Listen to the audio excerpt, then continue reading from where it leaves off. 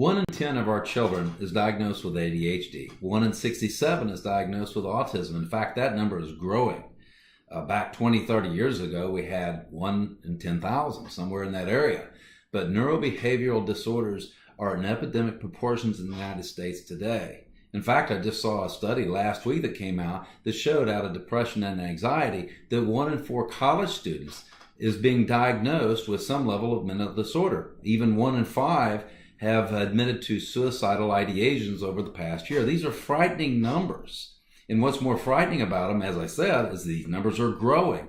The reason why these numbers are growing is because we have a fundamental problem in how we're taking care of these cases. These cases are taken care of as if it's a chemical imbalance. So we're trying to balance the imbalanced chemicals through medications. Problem being is, since it's not getting to the root cause, it does show, in some cases, a short-term benefit. But the long-term studies show that grades do not get better, and the dropout rates, especially for ADHD, does not improve. In fact, if we look at across the spectrum, 32% of our ADHD kids are dropping out of high school. As I said, this is a result of not going after what is fundamentally causing these conditions. These conditions are what we call a disconnection syndrome. There's a brain imbalance. The way the body's formed, or the way the brain is formed, the first 2 to 3 years of life, the right brain is formed much more so than the left brain. And the right brain has to do with our social side. It has to do with our understanding the big picture. It has to do with our relationship building side. It has to do with our EQ, if you will. Our left brain begins building more so in the second and third year of life. And this is where our linear thinking, our logical thinking, our language, and these things appear. Now, when you hear something, you taste something, you see something, or something comes in from any one of your 5 senses, your brain is going to process that. And if you have a balanced brain, if you have a left brain doing its part and a right brain is doing its part, we'll have a balanced perception of what we've seen, and we'll have a balanced response.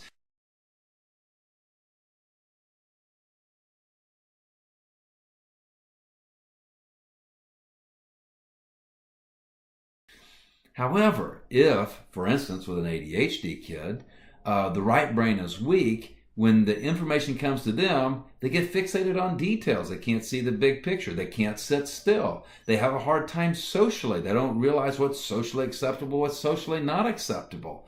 They don't get the joke. They're more literal. They're not figurative. These are all characteristics of the ADHD, and also some of these characteristics of the autism.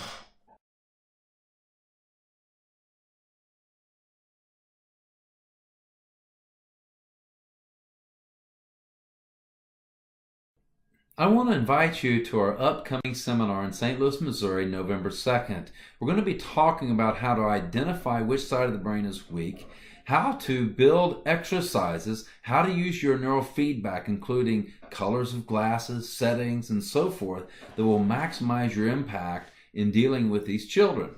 I want to talk about also how to use the interactive metronome, how to use balance boards, and how to use different sensory exercises, and show parents how to do at-home exercises. We're also going to go through how to educate patients and parents so that it positions you as being the expert in their minds. You're the one, you're the go-to, you're the one that's told them more about what's going on with their child's brain than really anyone else. So take advantage of this seminar. We're going to have a great time, and I really think it'll help take your work to the next level.